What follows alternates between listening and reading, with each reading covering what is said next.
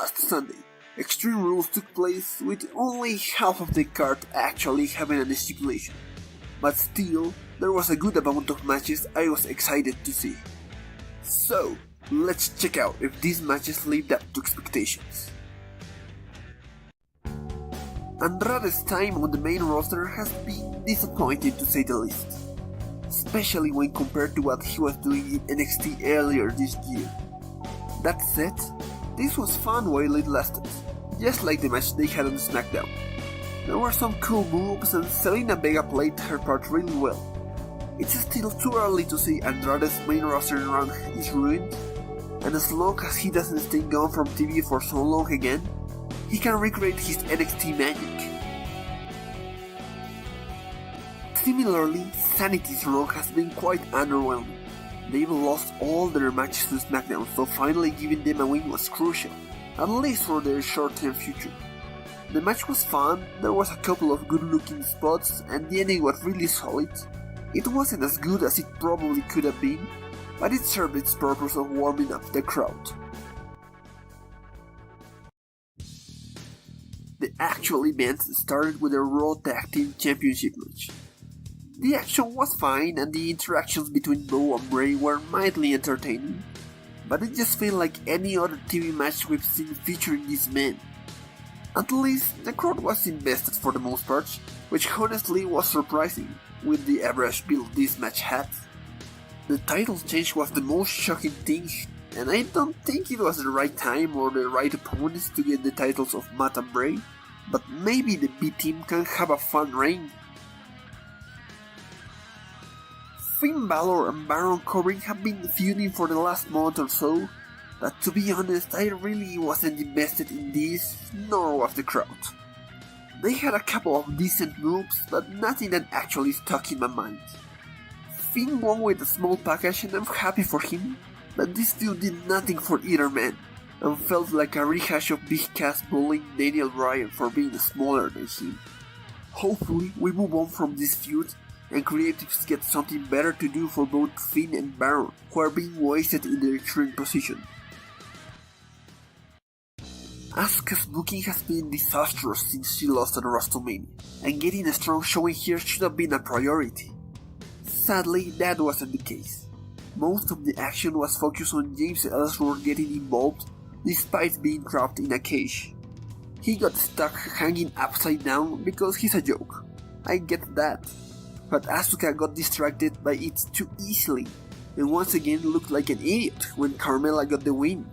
Asuka didn't deserve this at all, and Carmella's reign has done nothing but damage a strong women's division. To start, this was more of an angle than an actual match, so that's why there's not an actual rating. I was somewhat disappointed since I really wanted to see this match after such an underwhelming show so far. However, this was exactly what Shinsuke needed, a victory and a title to reveal himself after losing his feud against AJ. The Randy Orton return felt a little random, but he actually turned heel. This was the most exciting Randy has been in quite a long time, and if it's anything like any of his other heel runs, then this run will be a success. As a whole, this encounter was solid. The cage was used decently and Kevin Owens actually hit some offense on Braun. Near the end, Kevin handcuffed Braun and decided to showboat instead of getting the win, which made Kevin look dumb.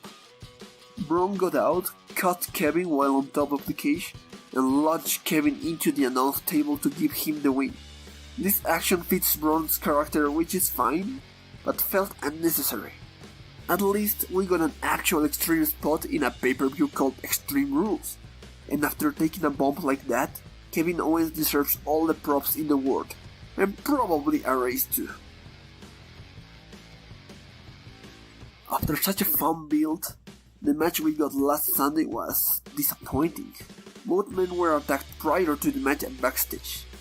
This meant Daniel basically fucked Harper and Rowan in a handicap match for most of his duration, which was actually enjoyable. An injured Kane arrived near the end, which was the perfect excuse to give the Bludgeon Brothers the win after taking down Kane. Instead, Kane barely did anything before Bryan took the pin. I liked this while it lasted, but it never got to the next level. To the surprise of everyone, Roman didn't main event, which was for the best since the crowd kind of rejected this match. It wasn't as loud as Roman vs Jinder and Money in the Bank, but people really didn't care for the performance. The actual match was decent, we had several power moves from both men, and the surprise ending was booked fantastically. Roman lost and it was a clean victory. That caught many off guard, and seeing Roman lose actually got Lashley some cheers, which he really needed after the mess that was his feud with Sami Zayn. Lashley might be next in line for a Universal title match, and at this point, I don't mind as long as Brock loses. After WrestleMania and Backlash, I wasn't clamoring for another rematch between these women, yet here we are. Alexa and Nia did an alright job, but it never felt like Nia had any chance of winning this. The action, while not awful, was weak, despite it featuring numerous weapons. Mickie James and Natalya's spots didn't grab my attention. The only thing that actually worked was Ronda Rousey's interference, which was quite good, but didn't make up for the lackluster title match. At least, Ronda's return to the title picture will finally revitalize Raw's women's division. After most matches on this card failed to live up to expectations, we finally got one without any clear flaw. Not to say it was perfect, it simply was as good as it could probably be with the time given. AJ vs Rusev had some solid psychology, with Rusev focusing on AJ's ribs while AJ attacked Rusev's leg. The selling was solid, and there were some good near falls near the end. The ending was booked well, with Aiden's attempt at cheating costing Rusev the victory. Rusev looked quite good in his first world title shot, and hopefully won't stay too far away from the WWE title in the remainder of the year. Before anything, let's talk about the match itself. The booking of the stipulation was really bizarre in this first half. Having 7 falls occur in such a short time was unnecessary and only damaged the encounter. The second half improved a lot, especially the final 10 minutes, which were genuinely entertaining and just as good as their matches on Raw with very near falls encounters. The sudden death overtime was a good idea, but it was way too rushed to have any positive impact.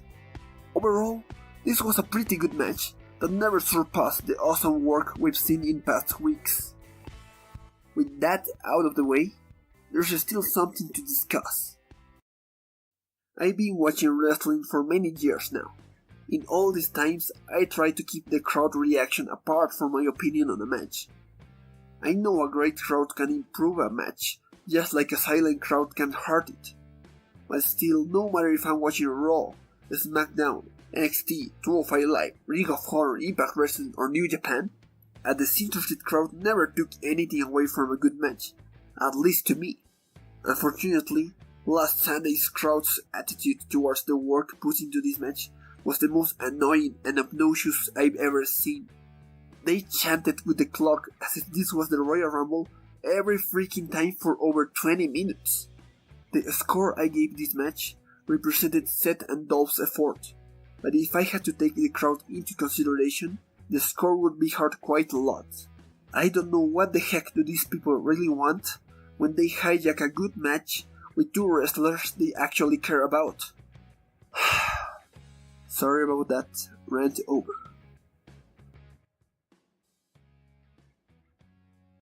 The match of the night should go to Rusev vs AJ, who did an amazing job and could have had an even better match with more time. Seth vs Dolph was good too, but the stipulation ultimately was the reason these men didn't manage to have a match of the year contender like many expected.